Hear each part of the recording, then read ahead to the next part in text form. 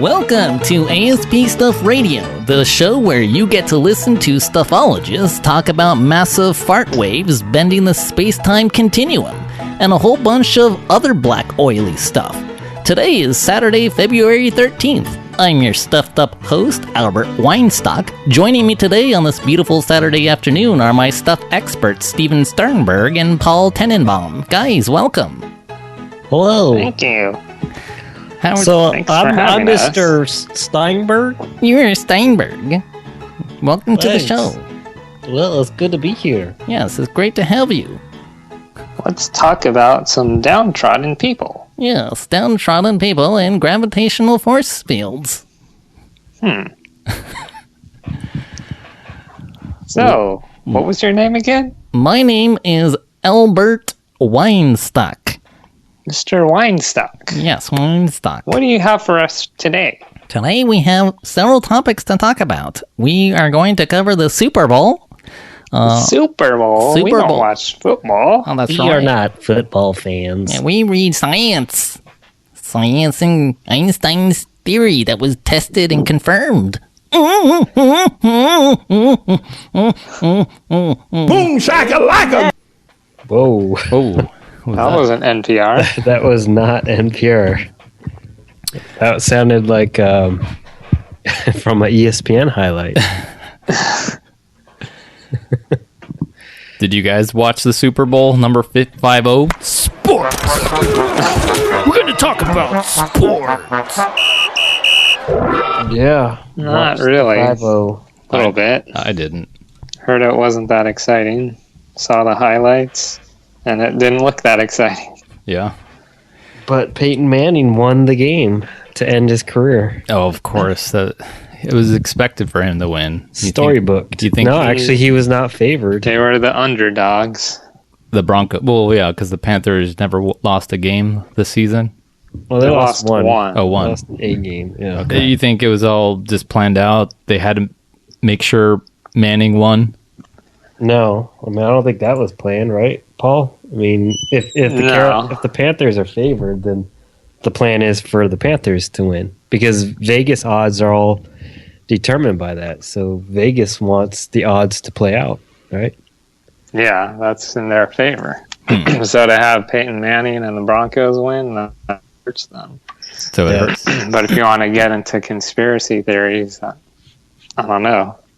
You could say that they didn't want a black quarterback to win. Oh, that's right. I read something about they tried to like they didn't let, but Russell Wilson won a couple years ago, but I guess he's not black enough, right? Oh. He's kind of a lighter skinned, right? Is it am I confusing him for the 49ers guy? Yeah. Oh. But he's a more properly brownly toned person. Brownlee. Yeah, he talks more proper and he's more articulate. Mm-hmm. Whereas Cam Newton is, he's more like the South type. And that's the type. So like Stephen A. Smith was saying, Cam Newton's more black than people like Steve McNair in the past and Russell Wilson. These guys who didn't really talk about their race. So in order to be black, you have to talk about race. So more black means like dark chocolate. I don't know. You have to ask Stephen A. Smith. So did McNair win a Super Bowl? No, they lost to the Rams. And even proper back in the day, proper wasn't even good enough, I guess. Right. So the Denver. So I can see the race thing being a propaganda issue. The media wants to portray. So you have the Denver Broncos. They're all white. You got the white quarterback, and then the Carolina Panthers. The MVP wasn't white. No, I'm talking about this. It's okay for the defensive players to not be white. Oh, because they're more. It's more about pure athleticism, not intellect. Yeah. So the quarterbacks are intellectual. Right. So you have panning. Panning? Peyton Manning. Panning, Maton. Peyton Manning, Tom Brady, Yeah. You know, these chiseled. Did you hear about white heroes? Yeah, they're like players are huge, like not superhuman. Well, they take steroids. Yeah, steroids. They're GMO. They're non-GMO. GMO human beings. It's not the organic NFL. Yeah, it's a non-organic. So apparently, the Black Panther 50th anniversary happened to fall on the day of the 50th Super Bowl. Yeah, that's why Beyonce came out and sang about it. What about the Black Panthers? What happened 50 years ago? That's when they founded the Black Panther movement, or the group. And so the halftime show, right? Yeah, I heard that what's her name, Beyonce, and her crew were dressed up in Black Panther outfits, and they were. Oh, I guess so. Was Bruno Mars? Oh, he was. He came out and he performed. So Coldplay started the whole thing, and then Bruno Mars came out, and they were all dressed in black leather. But was Coldplay dressed up? No, he had his. I don't know, just so he had proper attire. Yeah, and they had all the colorful. You know, like their album artwork. So there was a lot of color, and I'm sure a lot of people thought it was some sort of gay pride statement, since it was the Super Bowl was in San Francisco, even though it's not San Francisco, it was Santa Clara. Yeah. So I'm sure a lot of people thought that was some sort of gay pride statement. But nobody really mentioned that. They only were really upset about the blackness of the whole thing. But they sprinkled a bit of white, so they added a Coldplay. No, but that's gay white, so that's not proper either. Oh, so is Coldplay is not gay though, right? No. Okay. But they have a very colorful album artwork for this past one. But he does have, so the reason Bruno Mars I don't think was on the album, but Beyonce was on a couple of the songs. Mm-hmm. So, you know, because he was there, they were able to get the other performers. But I could see how there's some controversy there. Yeah. Yeah, I don't know. It seemed kind of obvious they were trying to paint this whole racial war between blacks and white, you know. Black Lives Matter. That's Black Lives Matter. That isn't that the whole mantra of the Black Panther? Why should white cops be shooting black people in the back as they run away unarmed? Yeah. And I guess a black guy got shot several days before the Super Bowl. Where? Similar in San Francisco, similar to the Trayvon Martin. Trayvon, yeah. But San Francisco is not a city that you know, think of racial tension or any issues about that. It's very eclectic city. Yeah. Very accepting, which is perceived around the rest of the country as demonic, you know? Yeah. The white guy wins, so everything's in order. Everything is restored. Yeah. The controversy afterward was Cam Newton's press conference. Who? The questions, the quarterback from the Panthers. Oh, tell us about that. I missed it. He wasn't answering the questions. He was pouty. He was sitting back. Nobody likes me. Well, you know, the referees did not really call it in his favor. I'll say that. Oh, were they? Oh, it's because they're calling a lot of penalties against the Panthers because they're black. Right. Well, Cam Newton is a Black Panther. Boomshakalaka! Isn't he?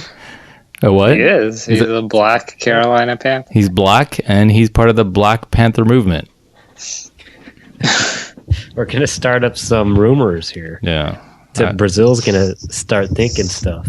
We love all colors of people. As long as you're a human being, that's all that matters. But technically, the Panthers were not black. That movement back then, they were for embracing all races. No, they were just almost as bad as the mentality was almost the same as the Ku Klux Klan. they hated whites. Well, they didn't just, I mean, the majority were black, but it wasn't just black folk. Right.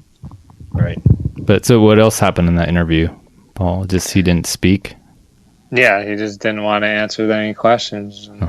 People would ask him a question, and he'd just sit there and stare, not say anything. And then he got up before they were even finished. Damn. So everyone was like, here's another spoiled brat. Yeah. I'm sure because he's black, another, typical black athlete who isn't good with the media like Barry Bonds and all these other guys in the past. So, do you think he was paid to keep quiet, to plead the fifth? No. His advisor told him not to say anything? No, I think that's just his true personality. He doesn't. He's a sore loser, and he doesn't want to talk. Is that how he was all throughout the season, or is it just this game, the Super Bowl? Just this game, because it was only the second game they lost. Yeah. Oh, I see. They only lost twice. So how could they lose this if they were on a roll? Maybe that's the gambler's fallacy. They just choked. So was there a key moment in the game where they choked that you can? What was it that caused them to lose, the Panthers? Well, he was sacked. He fumbled the ball, and then they ran it back for a touchdown. That was the key moment. So the defense in the end was what costed them. Yeah. Okay. And you don't think this? Go ahead. Well, Peyton Manning did not really play a good game. He played a real crappy game. The Broncos have the best defense in the game. Mm-hmm. So they're really tough to beat because of their defense. Okay. That's the reason they won. So they didn't win because he was retiring? It wasn't rigged? It could have been rigged because I'm pretty sure that the penalties were way in favor of the Broncos. Okay. So on paper, would you say the Broncos are a better team or not as great as the... On paper, the Panthers are a better team. Mm-hmm. So just made too many errors, and that's what led to their defeat. Made too many errors and had too many calls against them. Yeah. That doesn't help when you have penalties called against you all the time. I have a 10-second clip of Peyton Manning. This is maybe within 5 minutes of winning the Super Bowl. I got a couple of priorities first. I want to go kiss my wife and my kids. I want to go, hug my family. I'm going to drink a lot of Budweiser tonight, Tracy, and I promise you that. That was pretty good timing there with that Budweiser. That's so random. I'm going to go drink some Budweiser, not Coors. Not Coors. Not Coors. Not Corona or Negro Modelo. I'm going to drink some Budweisers. Well, he did. When he said that, as soon as he said that, he got paid $2 million. I think more, $3.2 million. Is that what it was? Yeah, but apparently, as I read, Budweiser didn't pay him to say that. I guess he owns several distributors of Budweiser, or franchises, I think. Okay. Well, I guess he just wanted his stock to go up. Self-endorsement. Yeah. I got a couple of priorities first. I want to go kiss my wife and my kids. I want to go, hug my family. I'm going to drink a lot of Budweiser tonight, Tracy, and I promise you that. He promises you that. I'm going to kiss my wife, my kids, and then I'm going to drink some Budweiser. And guzzle some beer. On second thought, I think I'm going to drink the Budweiser first. Yeah, right. That's what he should have said. I'm going to drink some Budweiser first, then I'm going to kiss my kids. That's not what an intellectual, good, well-mannered white person would do. No. Hey, that's what people like. Yeah. They like beer drinking, guzzling guys. Yeah. I bet a bunch of guys at the bar were like, yeah! Budweiser, let's go get another case of Budweiser. All right, so didn't Madison Bumgarner, when he won the World Series 2014, they tried to advertise for that truck, chugging multiple beers. No, did he? Was he? No, remember the truck that he won? There's a guy. Oh, yeah. As soon as they won, he was like smothered by some guy that was gonna give him a Ford truck or something. Yeah, the big black. And then he spent 5 minutes talking about this truck. Yeah, I'm gonna go camp in my new truck. No, it wasn't Bumgarner that did it, but it was the guy that was presenting. The guy that handed the trophy interrupted the whole presentation to go into all this specifications on the truck. Yeah, how he fast talked it about goes, the specs, size the of the horsepower, all the standard features. It has air conditioning. Yeah, and power windows, power. I noticed they didn't do that this year. It was the same guy presented. Can't remember who won the MVP this year, but they didn't do that. He just said, "Here's your trophy, presented by Ford or whatever," and yeah, but got out of the way. Baumgartner's a truck driver. That's the thing. Beer and trucks. That's what seems to be the main surrounding. That's how you win. Yeah. That's the secret. And drive a big truck and drink lots of beer. Beer adds trucks. Come here to talk about pizza. Oh yeah, doesn't he own Papa Murphy's or Papa John's? Guzzle some beer and eat some Papa John's pizza. Papa John's, yeah. Well, that Papa John's guy is weird. Yeah. He wears makeup. Creepy pedophile, I think. He's got Botox. But he is good friends with Peyton Manning. They've had their share of Budweisers together. Yeah. And pizza. Bed buddies too, maybe? We're not saying anything.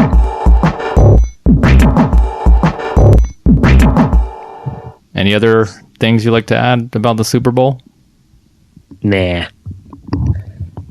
Any others? Nah. Cares. Okay. But moving on. Who cares? All right. Good football season's done. Now let's go to the real sports. Yeah. Oh, hey, very controversial. Yeah. Baseball sports.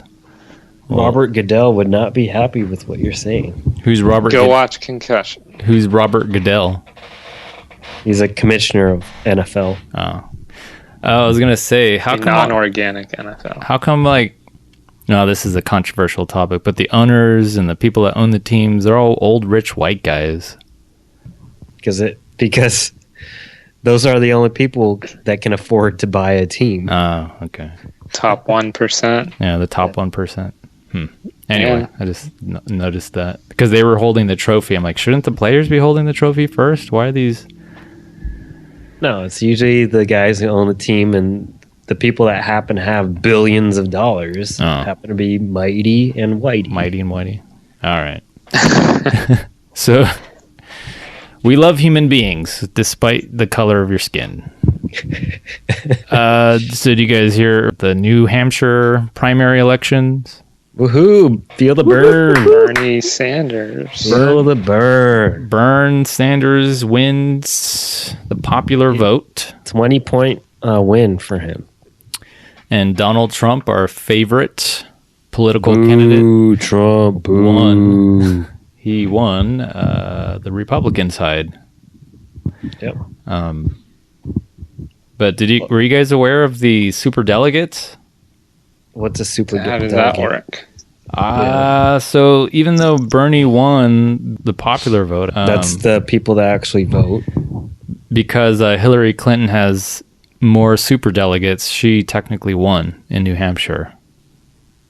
I don't understand. Well, can you elaborate? Yes, I'll elaborate with a video clip from the early 2000s about superdelegates. Like the great and powerful Oz, these superdelegates are pulling the levers of power in your political party. Which means your vote may not be what you think it is. Even if you and your party members across the nation choose one candidate, it does not guarantee that that person will become the nominee. Here's why. When you cast a primary vote for your candidate, what you're really doing is telling a group of party officials, and these are the delegates, which candidate you want them to pick at the national convention. But not all of them have to listen to you. Among those delegates, there's an elite corps called the superdelegates. These people are like political wizards. They have the power to support any candidate they want, even change their minds at the last minute, and they answer to no one. In each political party, about 20% are superdelegates, enough that even if voters clearly pick one candidate, the wizards could still have enough power to tip the scales the other way. And you know a lot of these people. Jimmy Carter, Bill Clinton, Al Gore, House Speaker Nancy Pelosi, Senate Majority Leader Harry Reid. The Republicans call their wizards unpledged delegates, and they're usually not big names, but they're just as powerful. So that's how the system works. Now let's take a look at how things are shaping up right now. After the big showdown on Super Tuesday, Hillary Clinton and Barack Obama are in a tight race for delegates. It's so close, it will be the super delegates, not the voters, who choose the Democratic nominee this election year. On the Republican side, John McCain has a much larger lead over his competition, especially since Mitt Romney has dropped out of the race. But there too, the power of the wizards outweighs the voters of any one state. This superdelegate system may sound a bit anti-democratic, but the idea here is to give established party leaders more control so that primary voters don't get carried away with someone who looks good but could never win a general election. These wizards are senators, representatives, governors, former presidents. They know the system very well, but do they know better than you do? Let's hope so, because that's the way it works. And one of these days, the next leader of the free world could be in the hands of these superdelegates who don't answer to you or any other primary voter. Pay no attention to the superdelegates behind the curtain. So that was an old clip I found from the early 2000s on CBS. Yeah, but that sounds like that was for a close election, and New Hampshire's vote was not close at all. Right? No, but so you're not listening to the story. Hillary Clinton has more superdelegates, so technically she won. I still don't. So even though the popular vote, people voted for Bernie Sanders. So what's the point in voting? Exactly.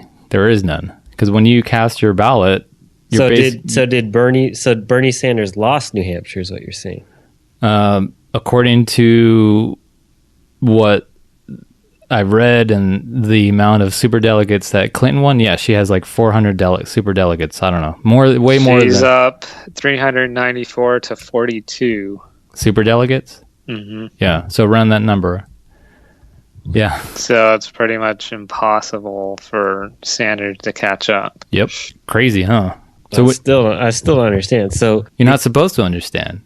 No. I mean, I want to understand. So when you cast your vote, you're telling. So why would the media say that Bernie Sanders won? He won with respect to people actually going and casting their vote, putting their votes in. Right, more people showed up and supported Bernie Sanders. In that sense, a superficial sense, he won.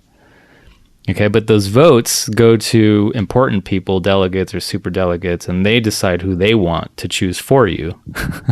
Even though it's against, if the person goes in to vote for Bernie Sanders, it could end up going to Hillary Clinton somehow. Yeah, so that's the problem with having political parties. Yeah. I mean, because you have this system set up where there's just parties, it doesn't matter how you vote in these primaries. They're not really elections. They're not official elections. You're just voting for the parties to know who if you're affiliated with the party, you're telling the party who you think you want. Yeah. But then it's ultimately up to the party. They're like a club. Yeah. This party is a club. It's not something that we choose who's part of this club. Right. All right. So they pick among themselves who they want to run. So then once you have the presidential one election, at a time, then you vote. Primary and so what's the difference between a primary and a caucus? Doesn't really matter.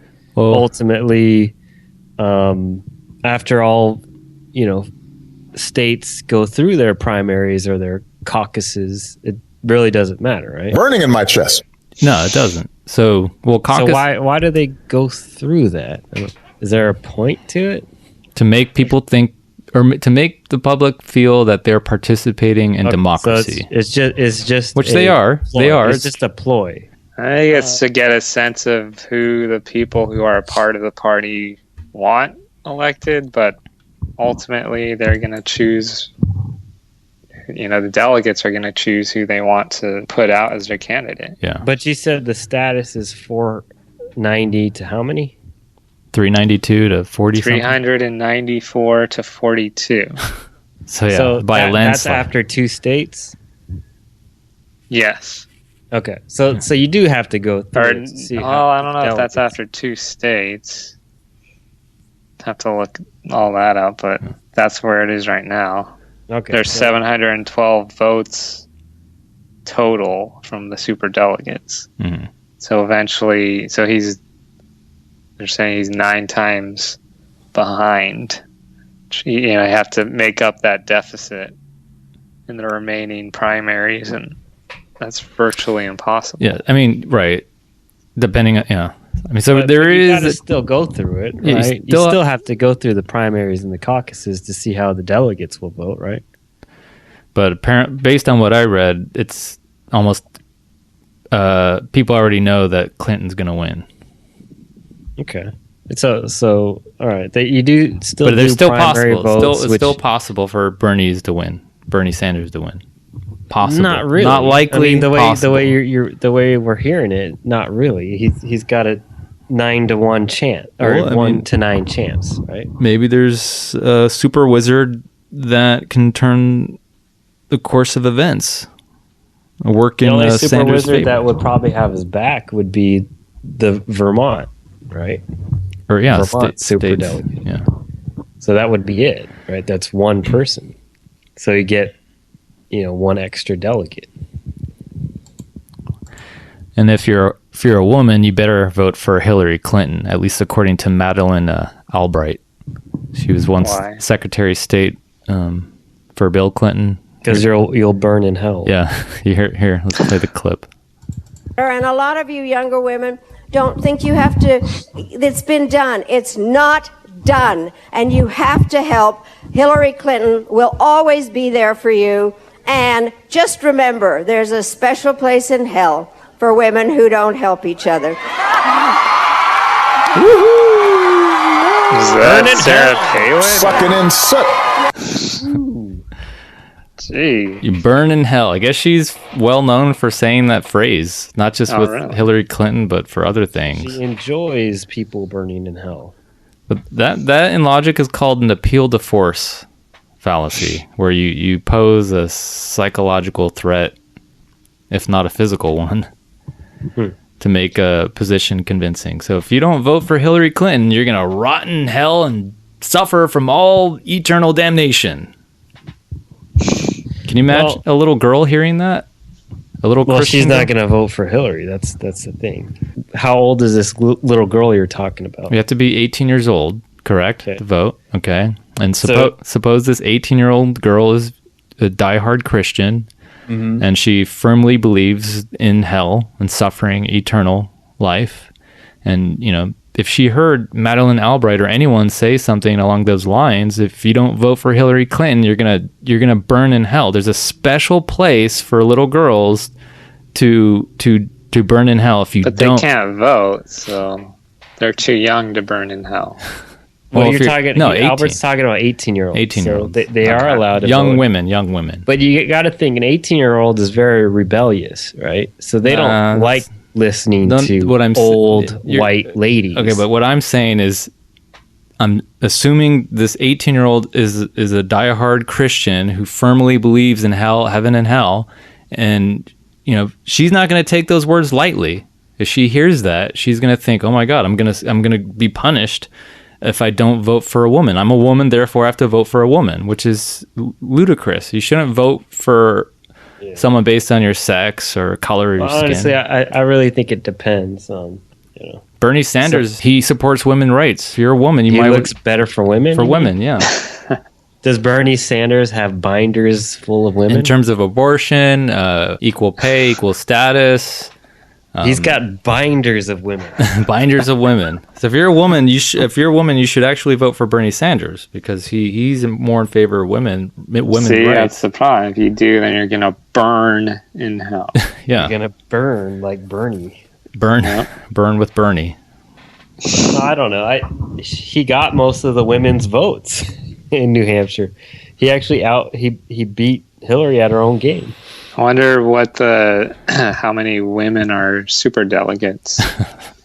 That'd be interesting to see. I'm sure there's not many.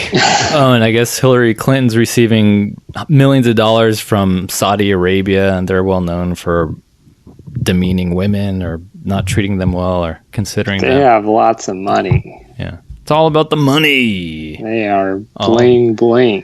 Blinga blinga bling. Boomshakalaka! Whoa. And I'm sure... So it sounds like it's going to be Hillary versus Trump. Well, I hope it's not Trump. And we'd have to check the numbers on the Republican side. Super delegates. Those super delegates. Yeah. So probably not Trump because he probably doesn't have a chance. Yeah. So this is the thing that they say: super delegates were created in reaction to Democrats choosing nominees who are out of step with party leadership, like George McGovern in 1972 and Jimmy Carter in 1976. Party leaders would have dearly loved to stop McGovern in particular, but had no mechanism to do it. So the 1982 Hunt Commission, chaired by North Carolina Governor Jim Hunt, designed the superdelegate system to give the party a check on the primary process. The leaders themselves would never say that publicly. They usually argue that superdelegates have never decided a nomination, but that was clearly the mission, to offer a safety valve for a primary race that goes off the rails. So back in 72, I guess George McGovern probably won the popular vote amongst Democrats, and he became the candidate, and he lost severely to Richard Nixon. And so they didn't want that to happen again. So you pick someone who's popular like Bernie Sanders, you could flop against the Republican candidate. That's what they're afraid of. That's why they have the system, to get who they want, no matter what the people on the party want. So going off of that, I would say that Trump won't win, Sanders won't win. So we're going to have Hillary against Cruz, probably. Oh God, no! The snake. But I think that's what it's going to come down to. Right? The delegates would not. They're not going to pick Noodle. You know what? They might pick Rubio. You are a blasphemer. I think they'll go with Rubio. Actually, I think he's the robot, Marco Robot. Yeah, I think he's clean cut. He's a good communicator. No. Top real estate. I mean, it's not about what you want. It's about what's going to happen. I don't even think super delegates want that asshole in. Well, who do they want? I would guess Cruz or that other guy, the old guy. I don't know his name. Cusick. Is that him? Yeah. Really? Couscous. Well, no, I don't think they want Couscous because he would easily lose against Clinton. Easily. Yeah. Not even a chance. I probably would think Rubio or Cruz. Well, let's see about Rubio, because did you get the text I sent you about the robot? Was it last Saturday with the Republican debates?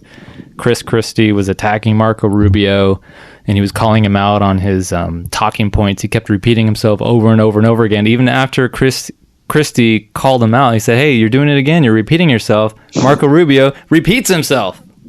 So supposedly, because Rubio performed so poorly last Saturday night, that's why he lost New Hampshire. I didn't realize the debates can hurt you. A single debate could have that much impact, especially if it's that bad. Well, here's the original clip. And let's dispel once and for all with this fiction that Barack Obama doesn't know what he's doing. He knows exactly what he's doing.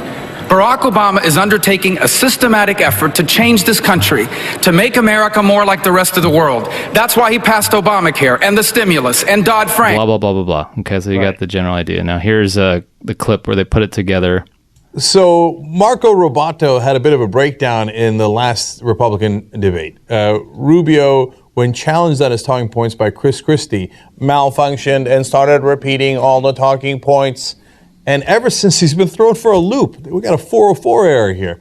And so he's been doing it over and over again. But first, I want to show you what happened in the debate, and then we'll come back and show you what's happened recently. Let's dispel once and for all with this fiction that Barack Obama doesn't know what he's doing. He knows exactly what he's doing. This notion that Barack Obama doesn't know what he's doing is just not true. There it is. Let's dispel with this fiction that Barack Obama doesn't know what he's doing. He knows exactly what he's doing. He is trying to change this country. He wants America to become more like the rest of the world. Anyone who believes that Barack Obama isn't doing what he's doing on purpose doesn't understand what we're dealing with here. Wait, so Christie called him out every time? Yeah, so it sounds like I'm playing it over and over again, right? It's a different clip? It's a different clip. The 3 times he said it. Barack Obama doesn't know what he's doing. He knows exactly what he's doing. Exactly what he's doing. But see, Christie didn't have the benefit of editing. So how did how did Christie kind of bring So it out? here, let me play you another clip, then maybe you'll get a better idea. Some people may not have seen the back and forth with Rubio and the kind of repetitive answer that he kept coming back to. Take a listen. That's what Washington, D.C. does. The drive-by shot at the beginning with incorrect and incomplete information, and then the memorized 25-second speech. When you're president of the United States, when you're a governor of a state, the memorized 30-second speech where you talk about how great America is at the end of it doesn't solve one problem for one person. So here's the bottom line. This notion that Barack Obama doesn't know what he's doing is just not true. There it is. He knows exactly there it is, what he's the memorized 25-second speech. Let's dispel once and for all with this fiction that Barack Obama doesn't know what he's doing. He knows exactly what he's doing. This notion that Barack Obama doesn't know what he's doing is just not true. There it is. Let's dispel with this fiction that Barack Obama doesn't know what he's doing. He knows exactly what he's doing. He is trying to change this country. He wants America to become more like the rest of the world. Anyone who believes that Barack Obama isn't doing what he's doing on purpose doesn't understand what we're dealing with here. You're playing it over and over again. No, I swear to God. I swear. Are you sure? I swear. That's what I thought at first. Go to the main clip. Go to the main source on YouTube. There's an 8-minute clip. Watch the whole thing. Well, I want to hear Christie go off on him. Well, Does Christie it's long. Go off on him or no? Yeah. You hear a little bit. He kept calling him out. He said, "Look, dude, you're repeating yourself." And even then, he repeated himself. No, wait. I didn't hear the part where Christie called him out when he repeated himself again. Yeah, he said, "There you go. There you go. There you go." Okay. We are taking our message to families that are struggling to raise their children in the 21st century, because as you saw, Jeanette and I are raising our 4 children in the 21st century, and we know how hard it's become to instill our values in our kids instead of the values that try to ram down our throats. In the 21st century, it's become harder than ever to instill in your children the values they teach in our homes and in our church instead of the values that they try to ram down our throats in the movies, in music, in popular culture. Wait, you keep... I swear to God. No, I'm telling you, you're repeating it. I'm not. That's why they call him the Marco Robot. That's all in the same... It's all in the same breath. One breath. Same scene. But no, same different parts of the speech. No, that speech. Sometimes you can hide it if you put some, paragraphs in between. No, that he paused and then he didn't know what to do and he just regurgitated the same line. Wow. Yeah. So he is a robot. He's a robot. Maybe you look for his batteries. He has no original thoughts, ideas. He's just regurgitating whatever his political advisor told him to say. If he goes off topic or off track or off, they caught him, huh? Yeah, but called him out. But the thing is, all these a genius. All these politicians, they're all robots. Yeah, but not Jeb. Oh, Jeb! I forgot Jeb's about a that noodle. guy. I forgot about Wet Noodle. Should play that clip where he asked for applause. Oh, Please clap. Please clap. My teacher was doing that in my class this week. He was going through some presentation.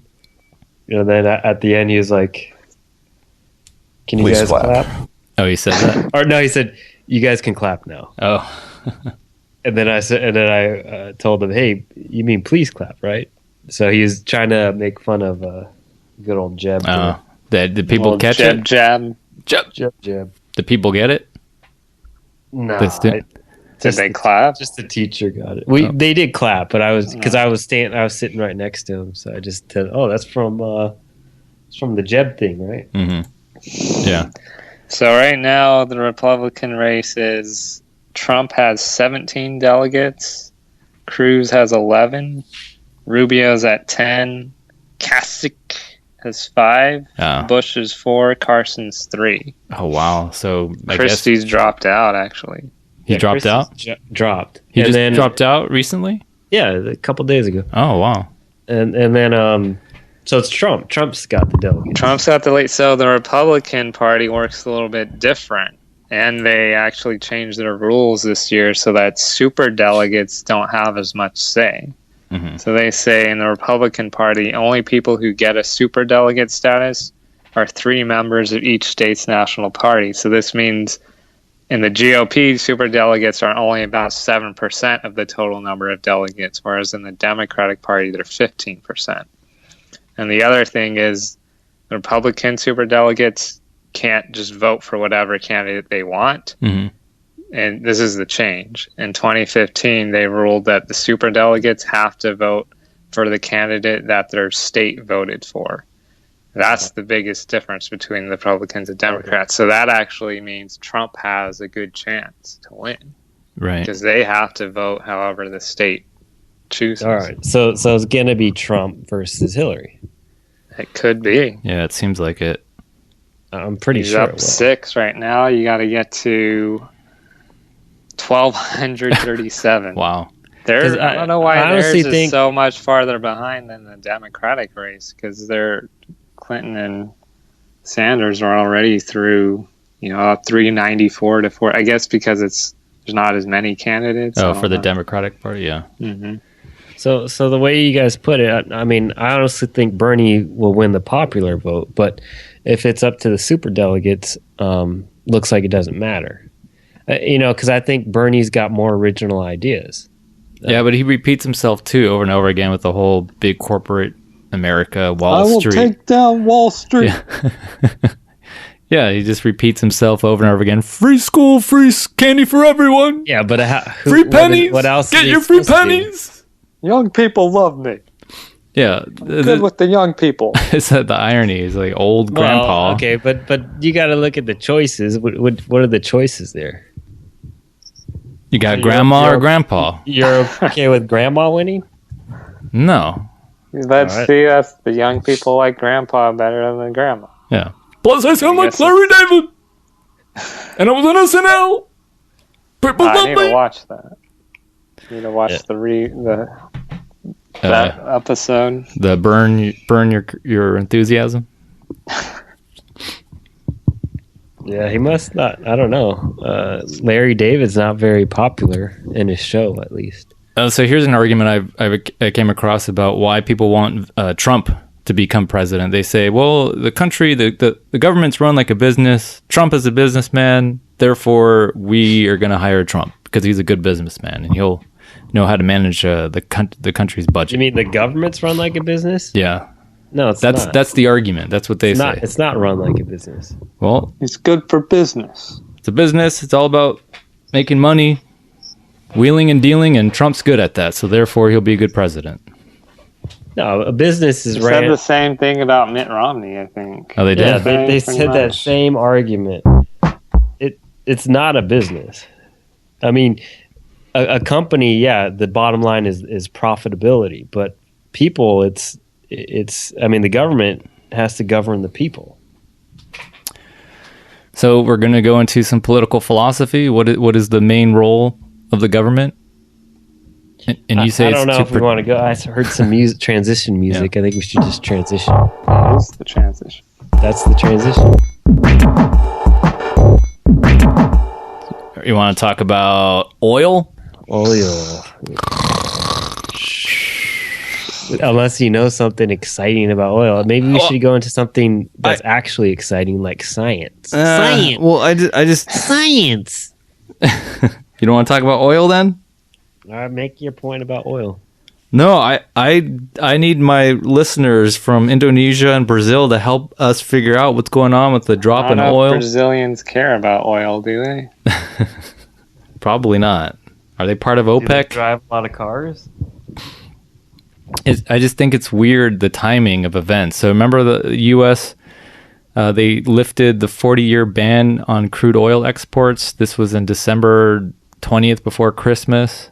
I don't know if you guys remember that. Yeah, yeah. And then 2016, January 1st, the market collapsed 400 to 500 points because of oil dropping. And then within the first 2 weeks, Obama decided to lift sanctions from Iran. They were negotiating, wheeling and dealing. Iran, as long as you don't continue to work with your nuclear program and you give us some of our U.S. hostages, and we'll let you supply oil in the market. So now Iran's able to produce or contribute to the glut in oil, the oversupply, which drives down the price in oil. Now, I'm just trying to understand why they would want to do that. If they know there's an oversupply in oil, why would they lift the 40-year ban for U.S. exports and then allow for Iran to have market share in the oil industry? See, I think you're driving at politics, and I think that anytime you have a pending election, approaching election, governments are going to try to, churn the pot or whatever, stir the pot. Mm-hmm. This is a way of stirring the pot, creating a man-made crisis. And so now we're in crisis mode, so we need to change. Okay. That's all. So it's a created crisis. I mean, it's a conspiracy. Don't you agree? I mean, I don't know. I'm still trying to understand it. Like, why is the economy freaking out that there's a drop in oil? Shouldn't this be beneficial for our economy? Low oil means less money at the gas pump. NPR. Didn't I send you the NPR? Low oil means less money spent on gas. That stimulates the economy because then Americans go out and spend money and buy things. You save a lot of money when you don't spend money on gas. You have money left over to go grocery shop. Low prices mean low commodity prices, right? Commodities are going to mimic whatever oil does. It's the most powerful commodity. So as soon as the commodities mimic that, everything that has a commodity, any business, whether it's milk or whatever, corn, all of those prices are going to go down, plummet. Listen to the NPR clip I sent you a long time ago.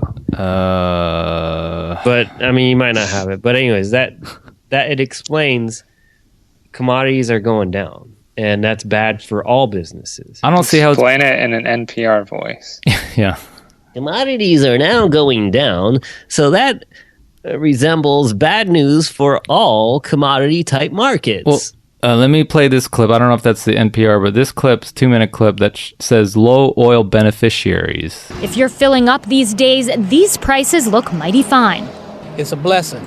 We do more traveling, being that the gasoline is a lower price now. Most folks haven't seen gas this cheap since around 2008. So why are many people talking about the negative consequences of oil? Well, the stock market doesn't like it. For many, of course, oil remains the eye of the storm. And some of the biggest companies are losing money as a result. But there's upside to low oil as well. Low oil prices benefit the transportation infrastructure sectors. Specifically, that's airports, seaports, and toll roads. The key benefit is that it increases the propensity to travel for toll roads and reduces the cost for airlines and shipping lines to move goods or people from one location to another. Though oil-producing states like Alaska, North Dakota, Texas, and Louisiana are the hardest hit by the oil slump. On the flip side of that, if you're in New York, Florida, Illinois, even California, and many other states, there are a lot of benefits from low oil prices. And for sectors like transport, which includes airlines, trucking companies, fast food companies, and lower-end retailers, cheap oil and gas is a good thing. States that see a lot of tourism and regions with industries that are dependent on buying fuel for everyday business activities, even farmers are reaping the benefits of low oil. Companies across the spectrum that are consumer-based are benefiting. The autos like GM and Ford, who had record sales years. The retailers like Walmart and Macy's, who have seen better results now as consumers finally spend that gas savings. Royal Cruise Lines, Carnival Cruise Lines, and even Walt Disney World, as people finally have the money saved and are able to go on vacation and spend these gas savings. I'm in disbelief that this can be considered a negative for the U.S. economy, an economy that's 70% the consumer, a consumer that's saving $700 million a day compared with what they were spending on gas not 2 or 3 years ago. But not everyone agrees. We haven't seen much of the bump that I thought, or at least most economists would see, for example, in retail or in restaurants. A lot of those stocks have been doing just as badly with gas down at $2 or under $2 a gallon as it was doing at $4. Most people like to whine about gas prices when they go above, let's say, $4 a gallon, but it really doesn't affect how much gas they buy. Demand doesn't really change all that much. Tell that to these people. I like to travel a lot now. Since I can save money on gas, why not travel? It's easy. $10 will fill up your tank sometimes. Yeah, the thing with that is people don't travel in February or the winter time. They're going to travel in the spring and summer. So to say, oh, we haven't seen much in travel yet, that's typical. You're not going to travel much during this time. Mm-hmm. So that's just a lame argument there. people are eventually going to spend the money, but I bet come April, May, June, July, oil prices are going to go back up. So you think they'll go back up during the travel months in summer? That's what usually happens. Uh-huh. The oil prices are at record lows, right? I think they'll go up slightly. The gasoline prices will go up slightly. So, what's that? I don't know. I just think that low oil, low gas stimulate the economy. Mm-hmm. That's a good thing.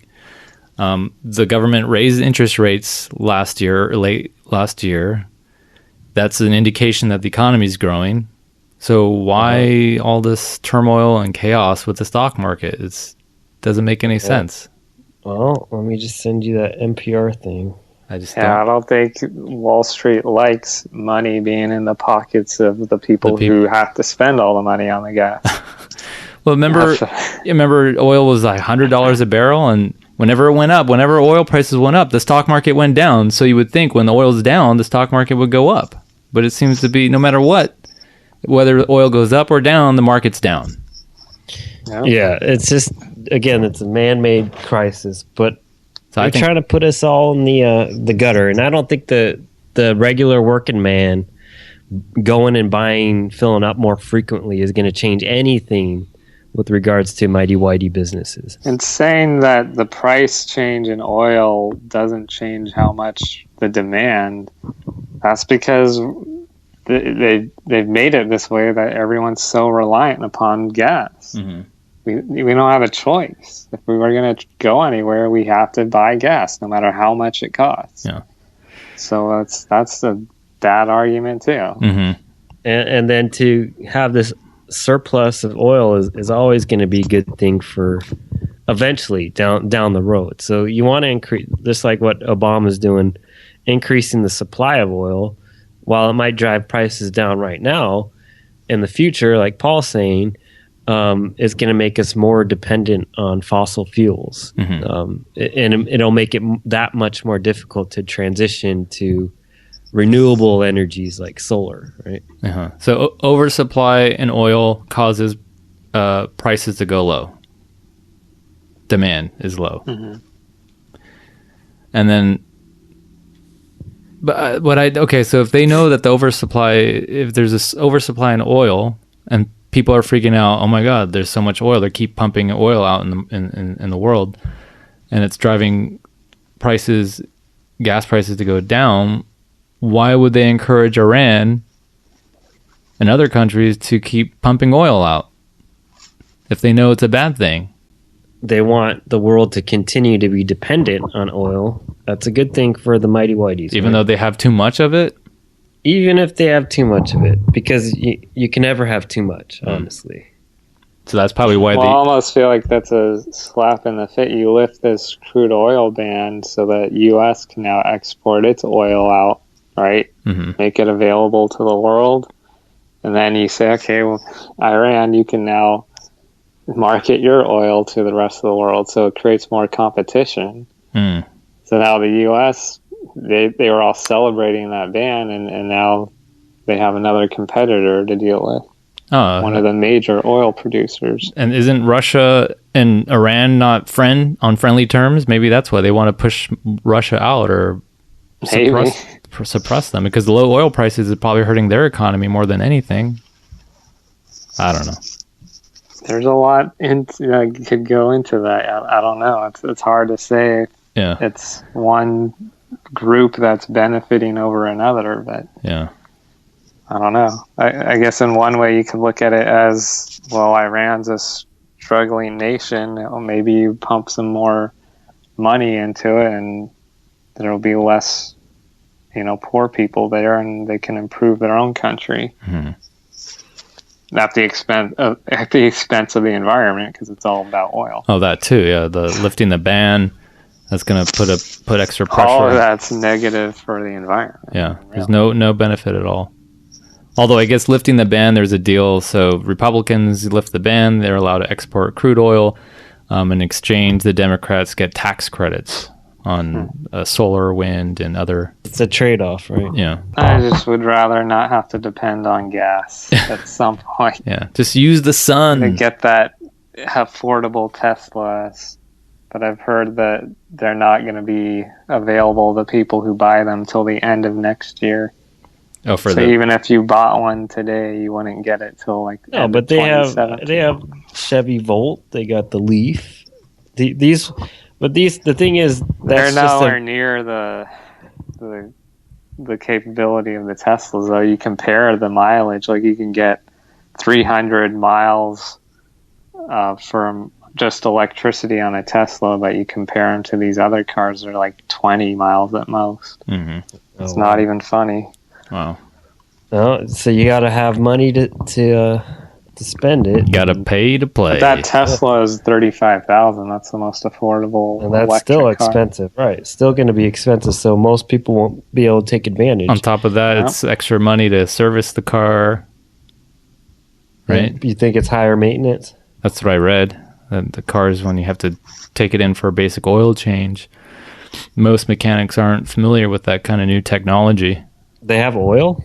Are you talking about Tesla, right? Or no? Yeah. Yeah. The cars. You got to change oil on the Tesla? No, when you got to go for some service or whatever. Every car has to get serviced now and then. Yeah. Or if a malfunction occurs, they're not familiar. Yeah, I'm sure they're going to act like, I don't know what this is. It's going to cost you more. Yeah. Well, you just have to go to the dealership, right? Well, of course. That's always more expensive. Yeah. Yeah, of course. Yeah. Can't go to Hertz for that. You what? Can't go to Hertz for no. Or Midas for Tesla. So what are we at here? Science. We're going the extra mile today. An hour and 7 minutes. Jeez. You can do it. All that sports talk. I know. We'll do quick science. All right. All right. So tell us, science expert. Science game. I guess some breaking historical news in the world of science. Science in the house. Science in the house. Breathing that baby through your ass. Whoa. Who is that? Neil deGrasse Tyson throwing down? Yeah. Dropping the mic. That story I'll have to tell you about that next week. Yeah. All right. Pull a baby out your ass. Jeez. That wasn't an Obama clip, was it? Is that a white guy? Pastor, I guess some pastor. That's not a white guy, is it? No, not a white guy. Can you tell? I'm not sure. Pastor David Manning. Yeah, he went on a little rant because his church was going to be possibly bought by the LGBT community. Oh, no. And he freaked the hell out. I get the whole clip. I'll play that next week. Teaser, yes, yeah. And we'll talk about cats. And cats. Yep. But in the meantime, Steven's going to talk about gravitational waves. So they finally had some audio that was they recorded some audio from gravity waves, pulsating all the way from two black holes colliding. Okay, can we tell the story without being racist? What? Oh, what do you mean? Why do you have to call them black holes? Why can't you just say holes? That's the scientific term. Black holes. All right. Yeah. So why? That's what they did. They detected gravitational waves. Okay. This is the last. This is the last part of Einstein's theory that had not been observed or proven. What was Einstein's theory? Yeah, so you have to explain Einstein's general theory of relativity. So what is gravity according to Einstein? Tell us, tell the listeners, and like we're 6-year-olds. Gravity is just the bending of space and time. Okay. So if you imagine a lake, let's pretend lake is space and time. And then you put a basketball, you float a basketball on the surface of the lake. Okay. You're going to have waves, right? That kind of pulsate through the lake. Right. Okay. So ripples in the pond or the lake. Yeah, ripples in the pond. So those ripples is the basketball bending space-time. Yeah. Fabric space-time continuum. Yeah. All right. Yes. So if you have overly massive objects like a black hole or like a star, it's going to have more of an impact. Okay. So they're producing waves. Yeah. and those waves were discovered. Yeah, they were discovered by this laser interferometer observatory. I forgot what the G is. Okay, so therefore, Einstein's correct that gravity is essentially the bending of space-time. That heavy objects do bend space-time. Yeah. And wasn't it that there were two black holes that collided and that produced... I guess supposedly that was detected a few months ago in September of last year. And but the actual colliding of these two black holes didn't happen. They happened a long time ago. Like 1.3 billion years ago. 3 billion years ago. Yeah. So finally hit this LIGO laser observatory, and they were able to detect it. But the way they detect it, you got to subtract out a lot of other interference stuff that, you know, any other noise, background stuff that might be captured by this observatory. You have to subtract it out. You have to account for it. So once they did that, then they came out and they finally realized that this is actually these gravitational waves pulsating through space and time. So what do those waves do? Do they have an impact when they hit something? Well, when they mold, when they change space, so you're actually making two points in space get closer together. So say you were between these two these two black holes. The distance between the distance your height would actually be changed physically. Say you're 5'9", you would actually between these two black holes, you'd be more like 3 feet. Okay. You shrink. So how does that affect me as a philosophy professor? As I teach philosophy, is that going to have any impact on my life? The discovery of these gravitational waves? No. Is it going to have any impact when I go shopping? Like what would happen if the wave hit Albert? Yeah, if the gravitational wave hit me, would I shrink? No, there's gravitational waves produced by everything. So we're just constantly waves flying around. Yeah, we just didn't know that until this. Yeah, we weren't sure about it until we actually were able to observe it. No, and that means that what does that mean then in terms of Einstein's theory? Well, he believed. I give my analogy with the surface of a lake. That's what he believed. They weren't actually physically able to observe it. It was only written out in formulas and equations. Yeah. Right? So doesn't it confirm that the Big Bang did occur then?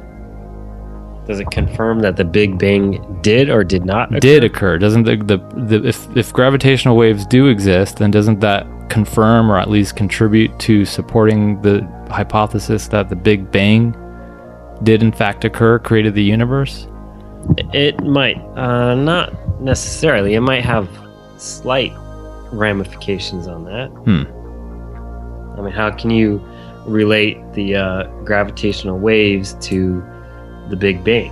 Well, because there are waves, and therefore there are black holes, and black holes are the original source. You're making these weird conclusions. Because there's waves, there's black holes? I could have swore that there's a connection between black holes and the bending of space-time, right? When the Big Bang is essentially when matter energy contracted. Let's put it this way: then black it exploded. Holes are the most massive objects in the universe, so they will have the most drastic impact on bending space and time. So, for example, the Big Bang. The Big Bang was sort of the opposite of a black hole. You could call it a white hole, actually. Okay, so like a Peyton Manning hole. Yeah. I guess the expanding. And then you got the black hole would be the Black Panthers. Yeah. No, I mean, black hole is where everything and anything you could think of is all condensed into the smallest space. Whereas Big Bang, everything kind of comes out is thrown out across the universe. And I would assume that when the Big Bang occurred, that created a huge ripple in the space-time continuum. Yes. Therefore, if there are gravitational waves, we could trace the origins of the universe towards this Big Bang. You can maybe you have to see where the center of the universe. Yeah, because if you're able to detect the sound of two black holes colliding, then maybe they can discover the origins of the universe by tracing back the ripples. Right, ripples in a pond. Like if you record a pond, you throw a rock in the middle of a lake and it makes ripples, and you reverse it, you can see the origins of where the rock hit the main source of the pond. Right, the ripples would come together. Yeah, well, the origins of the universe are sort of all around us. If we are in fact a single point way back before the universe began, if we were all condensed into a single point, everything and anything in the universe used to be all in the same location. Mm-hmm. Right? Yeah. So therefore, they have done that. They've actually detected microwaves they've actually mapped out the entire universe going out, I think, 300 million light years. They've mapped it out in terms of microwave spectrum. So you can tell where the center of the universe is? Yeah, I mean, the center of the universe used to be here, right? In L.A.? Technically. In LA, in you, in everybody, in everything. Right? Okay, like Harry and Saul? Yeah. All right. Yeah, but where is the center if the universe right now began in a single point, right? Then it's anywhere and everywhere, right? But if the universe is expanding, where is it expanding from? What point? Where is that point? They haven't discovered that, the center of gravity. No. But could this wave I'm not sure. Maybe discovery help you find that? I don't think that wave discovery will help you find that. All that wave discovery really does is proves that the bending of space and time. I guess it proves that black holes exist. Yeah, that too, right? Because that's what I was trying to get at. It confirms that two black holes exist on the basis that they collided with one another. Yeah, but they already proved that black holes exist. That's not the discovery. They say it's short of sending someone to a black hole, this is the strongest direct evidence of the existence of black holes. Oh, there you go. So I was correct. And here's an audio. It helps support it, yeah, for sure. Yeah, that's what I was trying to say. Doesn't that confirm or contribute? I guess it contributes. I think it contributes. You can't just send. Yeah, right. You could send Matthew McConaughey to a black hole. Right. That would be action. There you go. Right. All right. He knows. So I have the audio clip of the sound of the two black holes colliding. You do? Yeah.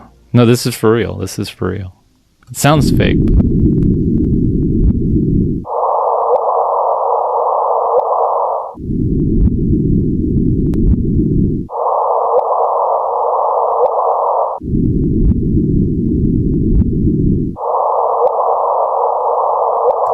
So that sounds like Darth Vader.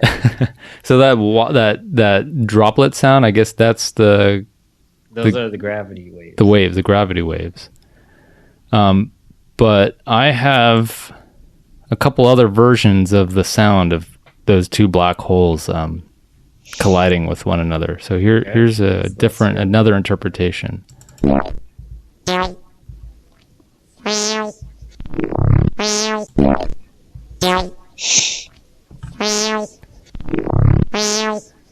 So there was that. Sure, that's not just coming out of your butt. I think that's ripples, fart waves. Or that's some sign of alien life. Aliens farting, and then I have a third. Who knew we would prove that aliens fart before we could discover black holes? George, did you hear those aliens farting in the background while those black holes were bumping into each other? That's how they muffle it. Yeah, it was a black hole. Yeah, it is a black hole. So, and then I have a third interpretation of the sounds of black holes colliding. So how can they say they absolutely know that these waves are there? Do they have some confirmation? Can we hear it? You can hear it. I don't have the audio, but it was I'll kind of make it for you. They played it today. It was a little bit of, they put it into the spectrum we could hear, and it kind of sounded like chirp, chirp, chirp, chirp, chirp, chirp, chirp, chirp, chirp, chirp, chirp, chirp. That's kind of what it sounded like. Wow. But basically, so that's the sound. That's how NPR. That's how you call a bird or something. I know. I know exactly how it sounds. It sounds like this. It's sounded nothing like the Darth Vader sound that you played. That guy is way off. I don't know how he goes from to. His science was miserable. Yeah, that was miserable. Sorry, that was miserable. That was science. Horrible. Far-fetched. I don't know. I like this one better. A little closer. Yeah. Not that whole. I don't think he had a keyboard next to him. Scientists have weird hearing. Like they describe it as a chirping sound. And to me, that wasn't a Like scientist. deep breathing. That wasn't a scientist. That was a NPR reporter. And they all sound the same too. What did Kip Thorne have to say about all this? Kip Thorne, I don't know. I have to check his Twitter account. It's his observatory. Him and Krauss. I'm sure they're excited. Krauss is probably saying this is cocky. Krauss had nothing to do with it. Krauss doesn't know anything.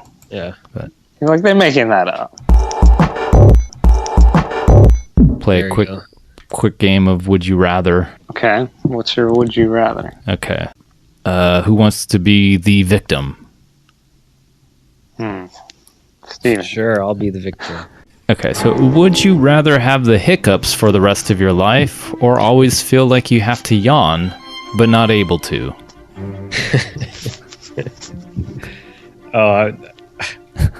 I'd rather have to yawn, but not be able to. Really? Why? Well, because the yawn is not necessarily the rest of your life. The hiccups. I've had hiccups where I just cannot get rid of them. And did they sound like this? Yeah, that's exactly how they sound. And it's just difficult because you can barely talk, you can barely breathe. It's debilitating. Yeah. Okay. So, hiccups are the worst. Yeah. So even having it for like 20, 30 minutes is torture. It hurts your throat. You feel all grovelly. Plus, other people can hear it. They can't tell if you're just trying to yawn. Nothing comes out. That would be annoying, but not as bad as hiccups your whole life. I don't know. Have you ever? I cannot feel complete without my yawn being 100% fulfilled. If I don't get that, but it's not as bad as the hiccup. Yeah, but you've had hiccups before, right? Yeah, but I really hate the idea of not being able to complete a yawn. I just feel like my life doesn't matter anymore. Wow. If I don't get that. I think a lot of people would disagree with you. Well, I mean, I could see how hiccups would be bad if you're eating and drinking water. Just sitting there. Hiccups. Yeah, even just really bad. Like I think a couple months ago, I drank water wrong and I had hiccups for like 20 to 30 minutes and it was terrible. I could not focus on anything. Yeah. I just was thinking about the next hiccup. So how I was going to stop. And there's no actual official cure for hiccups either, by the way. It comes from there's one way. That's the only way. That is the definitive cure. But what's the other? So there's no cure for the hiccups? Well, it comes from a mistiming of your behavioral instincts. So if your instincts are kind of off, or you're maybe scared in a weird way, that sucking in soot. Yeah, that can cause hiccups. Yeah. If you keep doing that, you could definitely get hiccups. It's painful. Yeah. That's the other thing. It is painful. Yeah. So I guess that you could probably die from hiccups. Well, you might die. You could die. You might die. Yeah. He agrees with that. We just agreed too much with Obama. Yeah. You gotta be more critical again. We sound like Hillary Clinton. We gotta get side with Trump or Clinton and say that it's yawning. Yawning's worse, or not yawning's worse. Speaking of which. Ooh, ouch. Dang, that was... Let's stop. Please clap. Everyone should look up the YouTube clip of Cruz trying to kiss his daughter, but she pushes him away. Oh, no. Yeah, it's really depressing. I wish I had an audio clip's not going to do justice. Well, it's better than Trump wanting to like get with his daughter or something, isn't it? What? Yeah. What? That's news to me. That's nasty. I should play that Colbert clip of all the Trump odd sayings, I guess a couple years ago. Huh. He said something like, oh, if she weren't my daughter, I would marry her or something. I would want to marry her. Oh, wow. Something like that. That is a creepy old dude. Yeah, that was before he was running for president, but still. So maybe he had a change of heart when... Yeah. He doesn't want to get with his daughter anymore? Instead, he has little girls supporting him, going crazy like he's One Direction. Yeah, that's depressing. Didn't he also say the P word? What's the P word?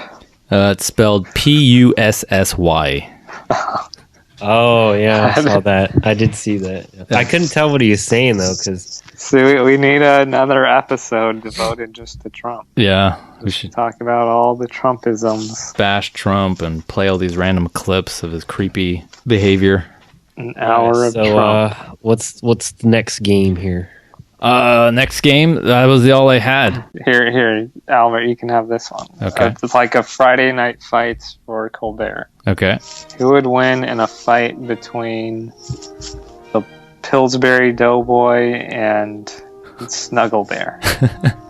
Oh, man. Okay, so the Pillsbury... So what are some of the traits that the Pillsbury have? Pillsbury Doughboy is about, 3 inches high. It's a soft tummy made out of dough. If you pinch him, he gets tickled really easily. Oh, but he can make any type of baked item that you want. But is that out of himself, or is he just... He creates dough out of himself. Okay. That's not a very good advantage. Snuggle Bear, on the other hand, is about 5 inches tall, has very puny strength, but is incredibly soft and can make anything that he touches fall asleep. Oh, that's easy. Well, okay, so I would think Snuggle Bear because of the whole sleep-inducing powers. Yeah. But the Pillsbury can automatically turn something into a cookie. Or... No, Paul said turn himself. Oh, turn himself. Well, he can pull dough out of himself and... Oh, yeah, there you go. So if he can pull dough out of himself, he could throw it at Snuggle Bear, just incessantly throwing tons of dough, tearing it off his flesh, and go... And then, but eventually he'll be gone. And then pull himself completely apart. Yeah. Unless it's an endless supply of dough that maybe he has. He regenerates. Yeah, maybe he regenerates. So if he can regenerate dough from his butt. And then Snuggle Bear will sink into the dough. Yeah, and then he'll melt and then turn into a Snuggle Bear biscuit. So that might be a toss-up. You should put a poll on our Twitter account, see how many people vote for Snuggle Bear versus Pillsbury. Yeah, maybe we should ask our listeners to all right. participate. So Hideko or Gita, if you have a preference. Put those 2 questions on there. Okay. Yeah, see if anybody actually answers. I need to figure out a way to create the poll on Twitter. I think it's not hard. Are we? Is this a copyright? Is Colbert going to be upset that we stole his idea? His Friday night, Saturday night. Nobody's ever going to see that. Yeah. We call it something else. We'll call it ASP Stuff Battles. Okay, ASP Stuff Battles. And you could probably start asking the same questions on every game. Okay. And did you create these characters, or did you? Yeah. Oh, okay. They didn't put that on there. All right, so that's a good combo. Although I do like Snuggle Bear. Snuggle Bear is pretty cute. I think Snuggle Bear would win because he touches Pillsbury Doughboy's tummy. He gets so tickled he can't do anything. And then he just wraps his arms around him and he falls asleep. Yeah, but how mobile is Pillsbury? It's pretty pliable. Yeah, because what if he sticks to the can ground? He move, is he fast or quick? No, he's kind of slow. I think he would be. Yeah, he wouldn't be able to win. Yeah, he might slip and get stuck on the floor. Then you just bake him. Yeah. Please clap. All right. Jab jab. Jib jab. Jibbing, jabbing, jab. Jibbing and jabbing and. Pull a baby out your ass! Oh. Yeah, I won't play that clip. It's pretty bad. Yeah, that's not racist, is it? I don't know. I hope not. All right. So send us off. Alrighty then, guys. Thanks for joining me today. Keep getting longer and longer. Huh? Yeah, we're up to an hour and a half. I don't know if our listeners are still with us. not these attention spans. No. I don't know how much attention the Brazilians pay to this stuff. Especially with all the anxiety medication. Plus, we didn't talk about soccer and Zika virus. Oh, well, that was last episode. You have fun listening to that. Very depressing. Eaten to a pulp. Yeah. So you'll have fun with that. Until then, I have 2 black holes colliding inside my brain. And with that said, this is ASP Stuff Radio signing off, and we are all stuffed up with dough. Nuts. Donuts. Let's stop. Boomshakalaka!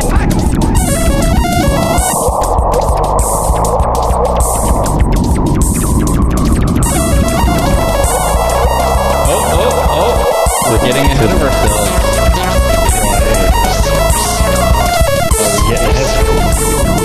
And let's dispel once and for all with this fiction that Barack Obama doesn't know what he's doing. He knows exactly what he's doing.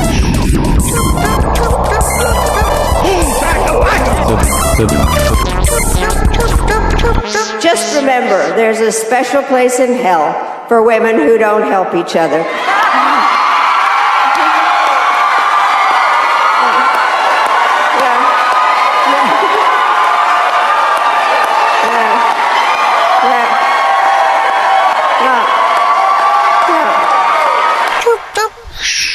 That's kind of what it sounded like.